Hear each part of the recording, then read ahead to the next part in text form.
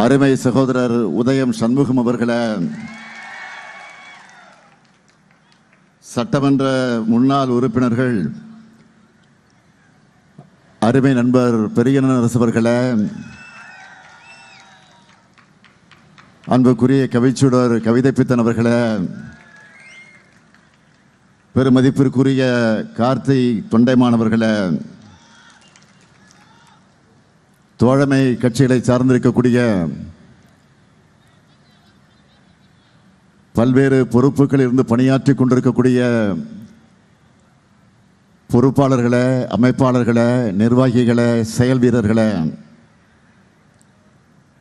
தோழமை கட்சிகளை சார்ந்திருக்கக்கூடிய நண்பர்களே, தலைமை கழகத்தினுடைய நிர்வாகிகளே, புதுக்கோட்டை மாவட்ட கழகத்தினுடைய நிர்வாகிகளே,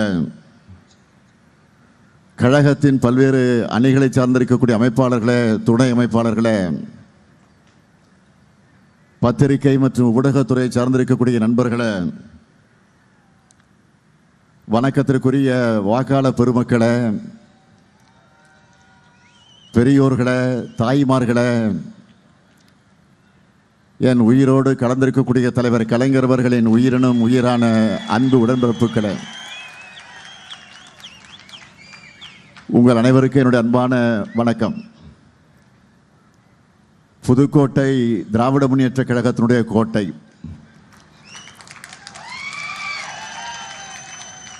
தொடர்ந்து இரண்டாவது முறையாக திமுக ஆட்சி அமைக்க, புது வரலாற்றை படைக்க புதுக்கோட்டைக்கு வந்திருக்கிறேன்.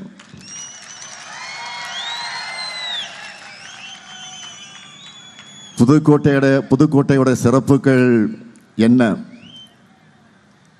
குகை கோவில்கள், கல்வெட்டுகள், தொல்லியல் சின்னங்கள் என எங்கு பார்த்தாலும் தமிழ்நாட்டின் பண்பாட்டையும் வரலாற்றையும் சொல்லக்கூடிய ஊர்தான் புதுக்கோட்டை. புதுக்கோட்டைக்குன்னு பெரிய வரலாறு இருக்கு. இங்கு 2 இளைஞர்கள் இருந்தாங்க,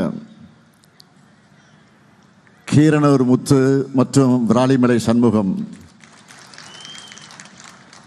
இன்றைய இளைஞர்கள் அவங்களுடைய வரலாற்றை தெரிஞ்சுக்கணும். 1965 தாய் தமிழை காப்பதற்காக தங்களோட உயிரை தந்த இளைஞர்கள் அவங்க. அப்படிப்பட்ட மொழிப்போர் தியாகிகளை தந்த புதுக்கோட்டைக்கு வந்திருக்கிறேன்.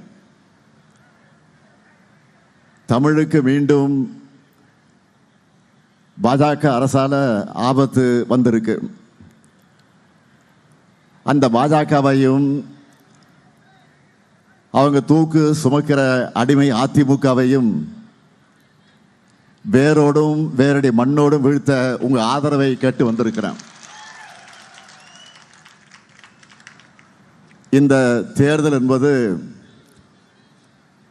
எதற்கான தேர்தல்? நீங்களே சொல்லுங்க. இந்த தேர்தலில் ஜெயிக்க போறது யாரு? தமிழ்நாடா, டெல்லியா?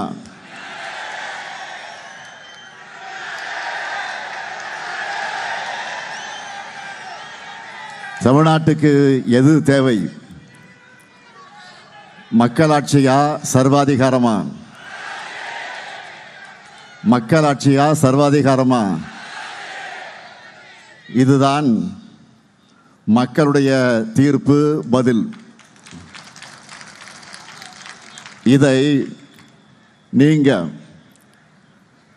ஏப்ரல் 23 அன்றைக்கு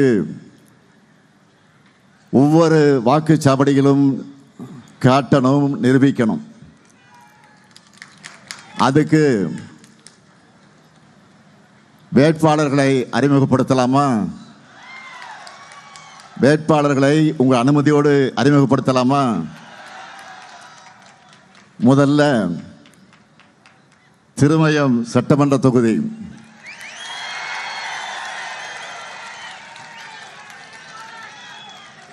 நமது வெல்லும் வேட்பாளர்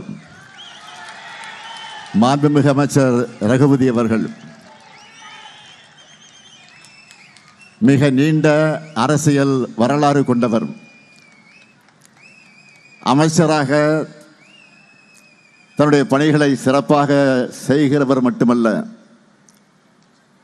நம்ம ஆட்சி மேல பரப்பப்படக்கூடிய அவதூறுகளை ஆணித்தரமான வாதங்கள் மூலமா ஊடகங்களை எதிர்கொள்கிற திறமை படைத்தவர். அரிமளம் ஒன்றியத்தில் புதிய சமத்துவபுரம் இலங்கைக்கு இருக்கக்கூடிய தமிழர்களுக்கு புதிய குடியிருப்புகள் அவைகளை இது போன்ற ஏராளமான திட்டங்களை தொகுதிக்கு கொண்டு வந்திருக்கக்கூடியவர். இவருக்கு நீங்கள் எல்லாம் உதயசூரியன் சின்னத்தில் வாக்கினை வழங்கிட வேண்டும். அடுத்து ஆலங்குடி சட்டமன்ற தொகுதி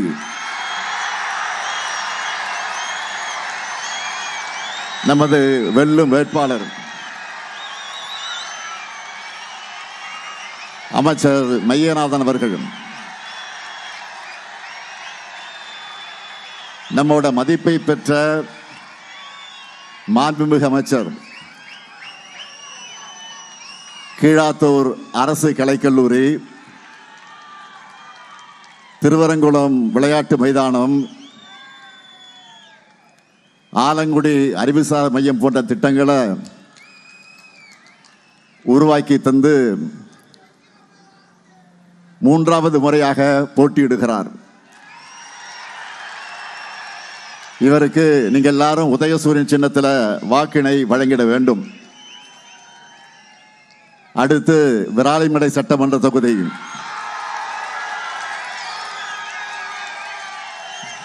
நமது வெல்லும் வேட்பாளர் கே செல்லபாண்டியன் அவர்கள் வழக்கறிஞர், புதுக்கோட்டை வடக்கு மாவட்ட கழகத்தினுடைய செயலாளர். விராலிமலை தொகுதிக்கு நீங்க நீண்ட நாளா எதிர்பார்த்துட்டு இருக்கக்கூடிய அரசு கலை அறிவியல் கல்லூரி உள்ளிட்ட ஏராளமான திட்டங்களை செஞ்சு தரக்கூடிய போகிறவர். இவருக்கு நீங்க எல்லாரும் உதயசூரியன் சின்னத்தில் வாக்களிக்கணும். அடுத்து புதுக்கோட்டை சட்டமன்ற தொகுதி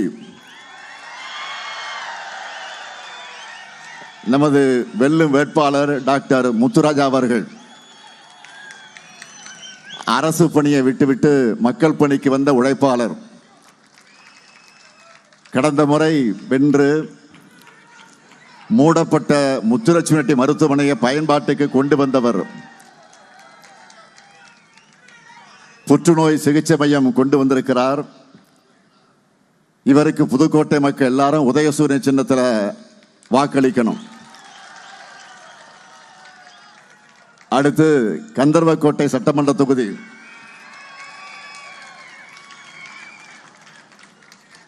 நமது வெல்லும் வேட்பாளர் மார்க்சிஸ்ட் கம்யூனிஸ்ட் கட்சியை சார்ந்த தோழர் சின்னத்துரை அவர்கள்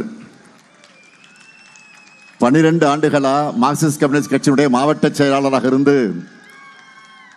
மக்களுக்காக உழைக்கக்கூடிய உன்னதமான தோழர். விவசாய தொழிலாளர்களுடைய நலனை காக்க பாடுபடும் தோழர் சின்னதுரை அவருடைய குரல் மீண்டும் சட்டமன்றத்தில் ஒலிக்க அறிவால் சுத்திய நட்சத்திரம் சின்னத்தில் நீங்கள் எல்லாரும் வாக்களிக்கணும். அடுத்து அறந்தாங்கி சட்டமன்ற தொகுதி நமது வெல்லும் வேட்பாளர் காங்கிரஸ் பேரியக்கத்தை சார்ந்த அருமை தம்பி டி ராமச்சந்திரன் அவர்கள். நம்முடைய முன்னாள் அமைச்சர், என்னுடைய பெருமதிப்பிற்குரிய அருமை சகோதரர் சு திருநாவுக்கரசருடைய அருமை மகன். காங்கிரஸ் கட்சியிலே பல்வேறு பொறுப்புகளில் இருந்தவர். அறந்தாங்கி தொகுதியிலே கடந்த முறையும் வெற்றி பெற்று நல்ல பல திட்டங்களை கொண்டு வந்த ஒரு சிறப்புக்குரிய இளைஞர். தம்பி ராமச்சந்திரனுக்கு கை சின்னத்தில் நீங்க எல்லாரும் வாக்களிக்கணும். வேட்பாளருடைய வெற்றி உறுதிதானா? சத்தமா சத்தமா மக்கள் கன்ஃபார்ம் பண்ணிட்டாங்க. வேட்பாளர் அமரலாம்.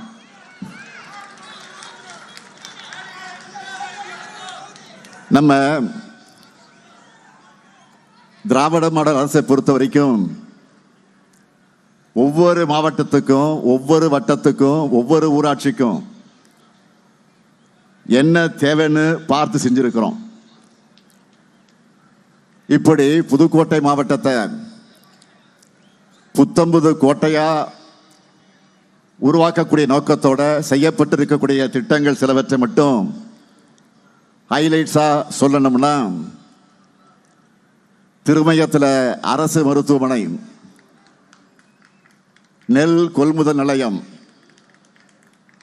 ஆலங்குடியில் நெல் கொள்முதல் நிலையம், புதுக்கோட்டை மருத்துவக் கல்லூரி பக்கத்தில் பல் மருத்துவக் கல்லூரி, புதுக்கோட்டை ராஜகோபால தொண்டமான் அவர்களுக்கு மணிமண்டபம், புதுக்கோட்டை அண்ணா சிலையிலிருந்து அறந்தாங்கி செல்லும் சாலையில் கீரனூர் வர 40 கோடி மதிப்பீட்டில் சாலைகள், 344 அரசு பள்ளிகளில் ஆய்வகங்கள், தேவஸ்தானம் கட்டுப்பாட்டில் இருக்கக்கூடிய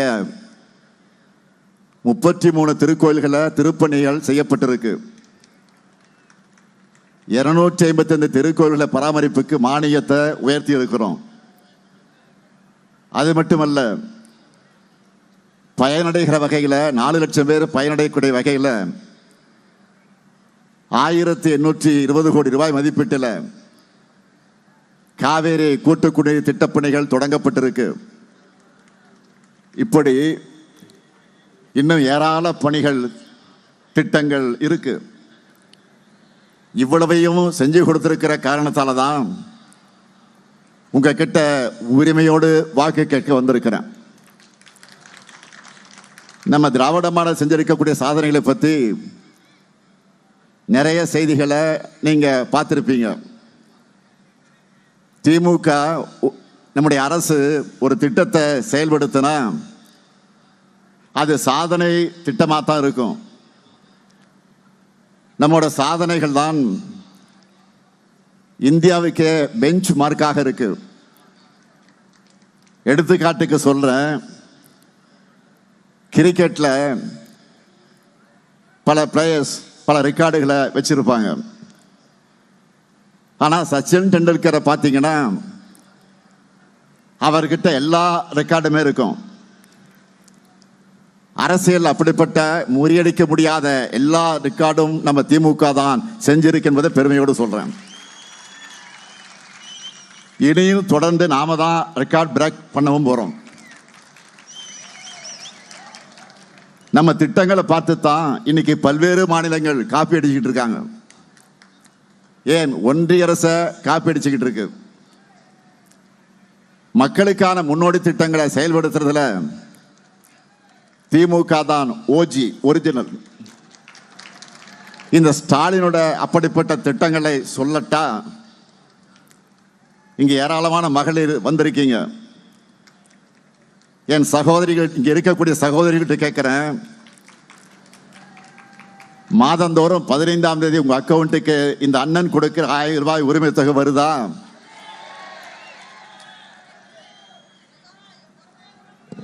திராவிட மாடல் 2ல எவ்வளவு உரிமை தொகை உயர்த்த போறோம்? டபுள் ஆக்க போறோம். 2000 உயர்த்த போறோம். இல்லத்தரசிகளாக இருக்கக்கூடிய பெண்கள் தங்களோட அன்றாட செலவுகளுக்கு கூட மற்றவர்களை சார்ந்திருக்க வேண்டிய நிலை இருந்துச்சு. அதை உரிமை தொகையால உடைச்சிருக்கோம். எங்க அண்ணன் ஸ்டாலின் தர சீர் மகளிர் எல்லாரும் இன்றைக்கு உரிமையோடு பேசுறாங்க. அடுத்து விடியல் பயணம். பெண்களோட பொருளாதார சுதந்திரத்திற்கு அடிப்படையாக அமைஞ்சிருக்கக்கூடிய ஒரு புதிய புரட்சி திட்டம். அது சம்பாதிக்கிற பணத்தில் குறிப்பிட்ட அமௌண்ட் போக்குவரத்துக்கே செலவாகிடுது. வீட்டுக்குள்ளேயே பலர் முடங்கி இருக்கக்கூடிய நிலையை உடைச்சிருக்கிறோம். அடுத்து காலை உணவு திட்டம். சென்னையில் KK நகர் பகுதியில் ஒரு பள்ளிக்கு ஆய்வுக்கு போயிருந்தேன். ஒரு குழந்தைகிட்ட அன்பா பேசிக்கிட்டு இருக்கும்போது, சாப்பிட்டியாமா அப்படின்னு கேட்டேன். அந்த குழந்தை சொல்லிச்சு, இல்லை சாப்பிடலன்னு சொல்லிச்சு. விசாரிச்சப்போ அந்த குழந்தையோட அப்பா அம்மா 2 பேரும் வேலைக்கு போறது. அந்த காரணத்தால சில குழந்தைகள் காலையில் சாப்பிடாம வராங்கன்னு தெரிஞ்சது. குழந்தைகளை பசியோடு தவிக்க விடலாமா? அவங்க பசியை போக்க வேண்டும் என்றுதான் காலை உணவு திட்டத்தை தொடங்கினேன். அந்த திட்டத்தை செயல்படுத்துகிற காரணத்தினால மாணவர்கள் பள்ளிக்கு வருகை தரதும் அதிகமாயிருக்கு, அவங்களுடைய கற்றல் திறனும் அதிகமாயிருக்கு. இப்படிப்பட்ட காலை உணவு திட்டத்தை இனி 8ஆம் வகுப்பு வரைக்கும் விரிவாக்கம் செய்ய போறோம். இது வரைக்கும் 5வது வரைக்கும் இருந்துச்சு, இப்போ 8வது வரைக்கும் விரிவாக்கம் செய்ய போறோம் 2.2 ஆட்சியில். அதே போல நம்முடைய வீட்டு பிள்ளைகள் எல்லாரும் டிகிரி படித்தவங்களாக, பட்டப்படிப்பு படித்தவங்களாக உயரணும் என்பதுதான் நம்முடைய கனவு. ஆனால் காலேஜுக்கு வர்ற மாணவிகளை சிலர் பாதியிலேயே ட்ராப் அவுட் ஆயிடுறாங்கன்னு தகவல் வந்துச்சு. இதை உடனே சரி செய்ய வேண்டும் என்று அதற்காக கொண்டு வந்த திட்டம் தான் புதுமை பெண் திட்டம். இந்த திட்டத்து மூலமா 6,95,000 மாணவிகள் மாதந்தோறும் 1000 ரூபாய் கொடுத்து இன்றைக்கு படிக்க வைத்துக் கொண்டிருக்கக்கூடியவன் தான் உங்கள் முன்னால் நிற்கக்கூடிய இந்த ஸ்டாலின். இந்த மாணவிகளுடைய படிப்பை கண்டினியூ பண்றதுக்கு பெரிய துணையா இருந்துச்சு. இதை பார்த்ததும் மாணவர்களும் இப்படி ஒரு திட்டம் எங்களுக்கு கிடையாதான்னு கேட்டாங்க, உரிமையாக கேட்டாங்க. அப்படி மாணவர்களுக்கு உருவாக்கப்பட்ட திட்டம் தான் தமிழ் புதல்வன். திராவிட மாடல் 2வில் இதையும் 1500 ரூபாயாக உயர்த்தி வழங்க போறோம். அடுத்து நான் முதல்வன் திட்டம். நம்ம மாணவர்கள் படித்து முடித்த பிறகும் வேலை இல்லாமல் இருப்பதற்குரிய சூழ்நிலையை அடைகிறாங்க. காரணத்தை ஆராய சொன்னேன். நம்ம மாணவர்களுக்கு படிப்போடு சேர்த்து ஸ்கில் டெவலப்மெண்ட் பயிற்சிகளையும் வழங்கணும்னு சொன்னாங்க. அதுக்காக சிந்திச்சு உருவாக்கப்பட்ட திட்டம் தான் நான் முதல்வன் திட்டம். ஆட்சி பொறுப்புக்கு வந்த பிறகு என்னுடைய முதல் பிறந்த நாள் அன்றைக்கு இந்த திட்டத்தை தொடங்கி வச்சோம். அது மூலமா நம்ம வீட்டு பிள்ளைகள் நல்ல வேலைகளில் உட்காரணும்னு உருவாக்கின திட்டம் தான் நான் முதல்வன் திட்டம். அதோட ரிசல்ட் என்ன? இது வரைக்கும் இல்லாத அளவுக்கு நம்ம வீட்டு பிள்ளைங்க IAS IPS ஆகிட்டு இருக்காங்க. அடுத்து தோழி விடுதி. இங்க இருக்கக்கூடிய பலரும் உங்களுடைய மகள்களை, பெண் பிள்ளைகளை வேலைக்காக வெளியூருக்கு அனுப்புவீங்க. அங்க அவங்க பாதுகாப்பா தங்கி இருக்கிறாங்கன்னு எப்பவுமே நினைச்சுக்கிட்டே இருப்பீங்க. அதை புரிஞ்சு கொண்டுதான் தோழி விடுதிகளை தொடங்கணும். அந்த விடுதிகளில் ஏராளமான பெண்கள் பாதுகாப்பாக தங்கியிருந்து பணிகளை செய்கிறாங்க. இன்றைக்கு ஒன்றிய அரசு இந்த திட்டத்தை காப்பீடிக்குது. அடுத்து தாய் மாணவர் திட்டம்.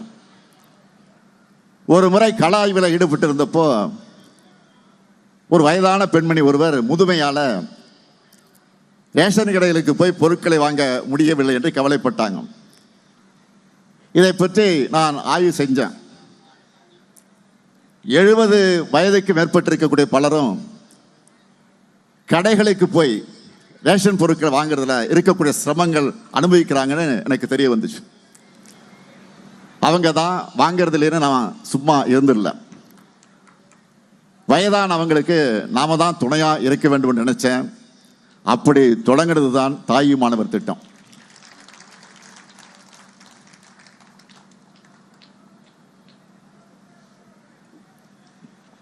இந்த திட்டத்தில் குடும்ப அட்டை வச்சிருக்கக்கூடிய சுமார் 15 லட்சம் பேரோட வீடுகளுக்கு தேடி அவங்க வீட்டுக்கே போய் அரிசி, பருப்பு உள்ளிட்ட பொருட்களை கொடுத்துட்டு இருக்கோம். அவங்களும் மனசார வாழ்த்திக்கிட்டு இருக்கிறாங்க. ஆனா இத்தனையும் செஞ்சிட்டு இருக்கக்கூடிய இந்த ஸ்டாலின் கொரோனாவில் போய் இருக்கணும். பழனிசாமி வன்மத்தோடு பேசிட்டு இருக்கிறார். பழனிசாமி அவர்களை இந்த ஸ்டாலின் இருந்து என்னோட மக்களுக்கு இன்னும் ஏராளமான திட்டங்களை செய்யத்தான் போறேன். அதை நீங்க பார்க்கத்தான் போறீங்க. தமிழ்நாட்டை இன்றைக்கு இந்தியாவிலேயே டபுள் டிஜிட் வளர்ச்சி பெற்ற மாநிலமா நம்ம திராவிட மாடல் உயர்த்தி இருக்கு. இந்த அடித்தளத்திலிருந்து திராவிட மாடல் 2.0 ஆட்சியில் புதிய உயரங்களுக்கான பயணத்தை தொடங்க போறோம். அதற்கான திட்டம் தான் சூப்பர் ஸ்டார் வந்திருக்கிறார். சூப்பர் ஸ்டார் சூப்பர் ஸ்டார் யாருன்னு கேட்டா சின்ன குழந்தைகள் கூட சொல்லணும். இது தேர்தல் அறிக்கை, நம்மோட தேர்தல் அறிக்கை. அதில் என்ன ஹைலைட்? இங்க இருக்கக்கூடிய மகளிரை கேட்கிறேன், உங்க அண்ணன் இந்த ஸ்டாலின் கொடுக்க போற கூப்பன் எவ்வளவு?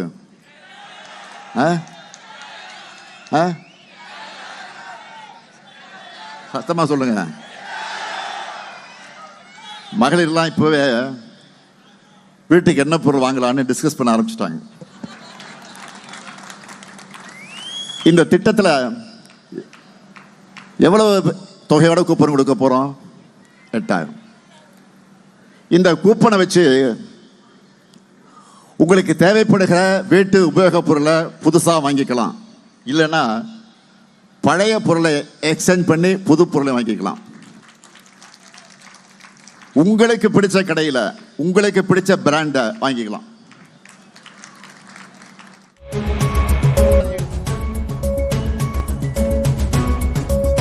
பேசி பார்த்திருக்கீங்களா? எங்கேயாவது மாநில உரிமைகளுக்கு பழனிசாமி குரல் கொடுத்ததை பார்த்திருக்கிறீங்களா? நிச்சயம் பார்த்திருக்க மாட்டீங்க. ஏன்னா பாதம் தாங்கி பழனிசாமி கிட்ட கொள்கைகளும் இல்லை, சாதனைகளும் இல்லை. அதனால்தான் சாக்கடைக்கு சமமான சொற்களையும் அவதூறுகளை பேசி அவர் ஒரு தரமற்றவர் நிரூபிச்சிட்டு இருக்கிறார். என்டிஏ என பெயரிடற தமிழ்நாட்டுக்குள்ள பின்வாசல் வழியாக கொண்டு வரதுக்கு தேர்ந்தெடுக்கப்பட்டிருக்கக்கூடிய முதன்மை அடிமைதான் பழனிசாமி. அவர் பழனிசாமி இல்ல, ஆமாம் சாமி, அடிமை சாமி. அதிமுக எந்த கூட்டணியில அடிமை சாசனம் எழுதி கொடுத்து சேர்ந்திருக்கு? அன்னை தமிழுக்கும் தமிழத்துக்கும் தமிழ்நாட்டுக்கும் துரோகம் செய்கிற என்டிஏ கூட்டணியில் சேர்ந்திருக்கு. அந்த கூட்டணி டெல்லியில் வச்சு முடிவு செய்யப்பட்ட கூட்டணி எல்லாருக்கும் தெரியும். ஊழல்வாதிகளும் தேர்ந்த துரோகிகளும் காவி கும்பலை தோல்ல சுமந்துக்கிட்டு வராங்க. நேற்றுக்கு கூட பாஜகவில் இருக்கிற ஒன்றிய இணையமைச்சர் ராம்தாஸ் அத்வாலே அவர்கள் என்ன சொல்லி இருக்கிறாரு? தமிழ்நாட்டில் என்டிஏ கூட்டணி ஆட்சியை அமைப்போன்னு பேசி இருக்கிறார். அடிமை சாமியான பழனிசாமி இதுக்கு ஏதாவது பதில் சொன்னாரா? என்ன சொல்வார்? ஒன்றும் சொல்ல. தமிழ்நாட்டுக்கு வரக்கூடிய பாஜக அமைச்சர்கள்லாம் என்னவெல்லாம் பேசிட்டு போறாங்கன்னு பத்திரிகையில் வருது, டிவியில் வருது, செய்திகள்லாம் பார்க்குறீங்க. அதில் அமைச்சராக இருக்கக்கூடிய பியூஷ் கோயல், அமைச்சராக இருக்கக்கூடிய தர்மேந்திர பிரதான், இங்க வர்றவங்கெல்லாம் இந்தி திணிப்புக்கு ஆதரவா மும்மொழி கொள்கையை செயல்படுத்துவோம்னு பேசிக்கிட்டு இருக்கிறாங்க. இதை எதிர்த்து அடிமைசாமி ஏதாவது குரல் கொடுத்திருக்கிறாரா? ஒன்றிய கல்வி அமைச்சராக இருக்கிற தர்மேந்திர பிரதான் அவர்களோட வேலை என்ன? கல்வி வளர்க்கிறது இல்ல, கல்வியை காவியமயமாக்கிறார். இந்திய திணிக்க மும்மொழி கொள்கைக்கு ஆதரவா பேசுறாரு, பேசிட்டு போறாரு. இந்தி திணிப்பை ஏற்றுக்கொள்ளவில்லை என்று நம்ம குழந்தைகளோட படிப்பு அதற்கு கொடுக்க வேண்டிய 2000 கோடி ரூபாய் கல்வி நிதியை கொடுக்காம தடுக்கிறது, இதெல்லாம் தான் அவருடைய வேலை. மும்மொழி திட்டத்தை செயல்படுத்துங்க, 2000 கோடியே தரம்னு அமைச்சர் பிரதான் சொன்னார். 2000 கோடி அல்ல, 10,000 கோடியை கொடுத்தாலும் இந்தியை திணிக்க அனுமதிக்க மாட்டேன். எங்க குழந்தைகளுடைய படிப்பு செலவையும் ஆசிரியர்களுக்கான சம்பளத்தையும் நானே கொடுக்கிறேன் என்று உறுதியா சொன்னவன் தான் இங்க உங்க முன்னால் இருக்கிற ஸ்டாலின். இதுவே அடிமை சமையா இருந்திருந்தா எதிர்ப்பு குரல் கொடுத்திருப்பாரா? இதெல்லாம் RSS அமைப்போட நீண்ட கால செயல் திட்டங்களுடைய ஒரு பார்ட், ஒரு பகுதி. எதுக்காக இதையெல்லாம் செய்யறாங்க என்றால் நம்ம குழந்தைகள் கல்வி நிலையங்களை விட்டு வெளியேறணும். அறிவியல் பூர்வமாக சிந்திக்கிறதை நிறுத்தணும். வாட்ஸ்அப்பில் வரக்கூடிய வதந்திகளையும் பிற்போக்குத்தனங்களையும் நம்பணும். அப்போதான் அந்த கால மாதிரியே நாம் முன்னேறி வருவதை வராமல் முடங்கி கிடப்போம். ஒரு சிலர் மட்டும் வாய்ப்புகளை தட்டி பறித்து முன்னேறுவாங்க. இதுதான் அவங்களுடைய திட்டம், அவங்களுடைய எண்ணம். இதுக்கான செயல் திட்டங்களுக்கெல்லாம் ஆமாம் சாமி போடுகிற முரட்டு அடிமையா வாய்ச்சிருக்கக்கூடியவர் தான் இந்த அடிமை சாமி. அடுத்தடுத்த துரோகங்களுக்கு அவங்க வச்சிருக்கக்கூடிய பேர் தான் என்டிஏ கூட்டணி. பழனிசாமிக்கு உண்மையிலேயே தமிழ்நாட்டு மேல் அக்கறை இருந்தா தர்மேந்திரா பிரதான் தொடங்கி அமித்ஷா மோடி வரைக்கும் மேடையில் உட்கார வச்சு இது தமிழ்நாடு, இங்க பேரறிஞர் அண்ணா வகுத்து கொடுத்தா இருமொழி கொள்கை மட்டும்தான் இருக்கும் அப்படின்னு ஆணித்தரமா பேச முடியுமா அவரால்? ஒரு அடிமையான ஓனரை எதிர்த்து பேச முடியாது. பிரதமர் மோடி அவர்களை பார்த்து தமிழ்நாட்டுக்கு வரும்போதெல்லாம் வணக்கம், நன்றி, அதை மட்டும் சொல்லி தமிழ் பேச முடியும்னு வருத்தப்படுறதா சொல்றீங்களே. பிறகு ஏன் தமிழை விட சமஸ்கிருதத்துக்கு 17 மடங்கு அதிகமாக நிதி வழங்குகிறீங்கன்னு கேள்வி கேட்பாரா இந்த அடிமை பழனிசாமி? அமித்ஷா அவர்களை பார்த்து சமஸ்கிருதம் தான் அனைத்துக்கு மூலமொழின்னு நீங்க சொல்றது தவறுன்னு பழனிசாமியில வாதிட முடியுமா? அதுக்கான முதுகெலும்பு பழனிசாமிக்கு இருக்கா? அவரை சும்மா ஒன்றும் ஆமாம் சாமி அடிமை சாமி சொல்லல. எதுக்கெல்லாம் ஆமாம் சாமி போடுறாரு? குடியுரிமை திருத்த சட்டம் அவர் நினைச்சிருந்தா அவங்க எம்பிக்கள் ஆதரிக்காம தடுத்திருக்க முடியும். ஆனால் ஆமாம் சாமி போட்டு இஸ்லாமியர்களுக்கு துரோகம் செஞ்சார். அதே போல வக்ஃப் போர்டு திருத்தம், அந்த திருத்த சட்டத்தை ஆதரித்து சிறுபான்மையினருக்கு துரோகம் செஞ்சார் அடிமைசாமி. அடுத்து கிறிஸ்தவர்களுக்கு எதிராக FCRA சட்டம் கொண்டு வர போறாங்க. கூட்டணியில் இருக்கிற பழனிசாமி தேர்தலுக்காவது அதை எதிர்த்து பேசி இருக்கிறாரா? அடுத்து நீட் தேர்வை பற்றி பேசுறார். நீட் தீர்மானத்தை ஒன்றிய அரசு தான் நிறுத்தி வச்சிருக்குன்னு எல்லாருக்கும் நினைச்சுக்கிட்டு இருந்தோம். ஆனா அதை ஒன்றிய அரசு திருப்பி அனுப்புனதையே கிட்டத்தட்ட 2 வருஷமா மறைச்சு வச்சவர் தான் பழனிசாமி. அந்த மாதிரி துரோகம்லாம் யாரும் பண்ணல. உடனே அங்க என்ன பண்ணணும்னு கேட்பார். நான் ஏற்கனவே பல முறை சொல்லி இருக்கிறேன், நீட் தேர்வு ஒழிக்கப்பட வேண்டும் என்பது எங்களுடைய நிலைப்பாடு. ஒன்றியத்தில் இந்தியா கூட்டணி ஆட்சி அமைஞ்சிருந்தா நீட் தேர்வு தமிழ்நாட்டில் இருந்திருக்காது. அதுக்கான உறுதியை பிரதமர் வேட்பாளராக இருந்த அருமை சகோதரர் ராகுல் காந்தி அவர்களே பேசியிருக்கிறார், பல கூட்டங்களில் பேசியிருக்கிறார். ஆனால் கூட்டணி கட்சியோட தயவோட ஆட்சி அமைக்கிற பிரதமர் மோடி அவர்களை பார்த்து தமிழ்நாட்டுக்கு நீட் விலக்கு தாங்கன்னு அடிமை சாமியால் கேட்க முடியுமா? நீட் தேர்விலிருந்து விலக்கு பெற சட்டபூர்வமாக நாங்கள் போராடிக்கிட்டு தான் இருக்கிறோம். கொள்கையை வெற்று பிழைக்கிற அடிமைசாமி கூட்டத்திற்கு சுயமரியாதை உணர்வும் இருக்காது, மாநில உரிமைகளும் புரியாது. இப்போ கூட நாடு முழுக்க மக்கள் என்ன சொல்றாங்க? மோடிஜி வேர் இஸ் எல்பிஜி கேட்டுக்கிட்டு இருக்காங்க. மோடிஜி வேர் இஸ் எல்பிஜி அப்படி கேட்டுக்கிட்டு இருக்காங்க. பல ஓட்டர்களை இழுத்து மூடிட்டாங்க, பல ஓட்டர்களை மெனுவை குறைச்சிட்டாங்க, பல ஓட்டர்களை விலையை ஏற்றிட்டாங்க. இதனால உணவுக்காக ஓட்டர்கள் நம்பி இருக்கக்கூடியவங்க பெரிதும் பாதிக்கப்பட்டிருக்கிறாங்க. இதையெல்லாம் முழுவீச்சில் சரி செய்ய முயற்சிக்காம சிலிண்டர் விலைய 200 ரூபாய் உயர்த்திருக்கிறாங்க. அதுவும் சரியா வழங்கப்படுறதில்லை. இதையெல்லாம் பார்த்து பழனிசாமி குரல் கொடுத்திருக்கிறாரா? அதனால்தான் அவரை அடிமை சாமின்னு சொல்றோம். பழனிசாமி அவர்களை துரோகத்தில் டாக்டரேட் பட்டம் வாங்குற அளவுக்கு எல்லாருக்கும் இவ்வளவு துரோகம் செஞ்சுட்டு வாய்க்கு சம பொய்ய பேசிட்டு இருக்கீங்களே. தமிழ்நாட்டு மக்கள் நல்லா புரிஞ்சுக்கணும், தமிழுக்கும் தமிழினத்துக்கும் தமிழ்நாட்டுக்கும் துரோகம் செய்வது பாஜகவுடைய வழக்கம். அதுக்கு துணை போறதுதான் அதிமுகவுடைய பழக்கம். இவங்களோட அத்தனை துரோகங்களை கடந்துதான் நம்ம திட்டங்களை எல்லாம் செயல்படுத்திக்கிட்டு இருக்கிறோம்.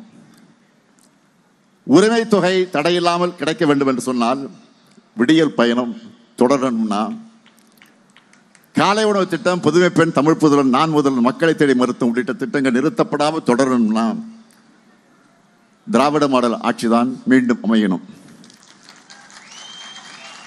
அதுக்கு திருமயம் தொகுதியில ரகுபதி அவர்களுக்கும், ஆலங்குடி தொகுதியில மையநாதன் அவர்களுக்கும்,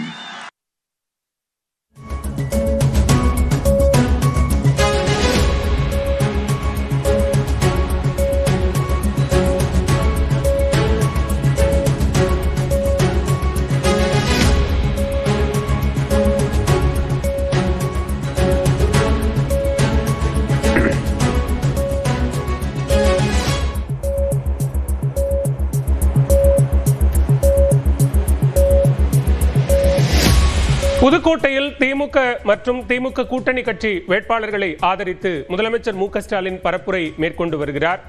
நீட் விலக்கு வேண்டும் என பாஜகவிடம் அதிமுக பொதுச் செயலாளர் எடப்பாடி பழனிசாமி கோரிக்கை வைக்க முடியுமா என்பது உள்ளிட்ட பல்வேறு கேள்விகளை எழுப்பி பரப்புரையில் முன்வைத்து வருகிறார்.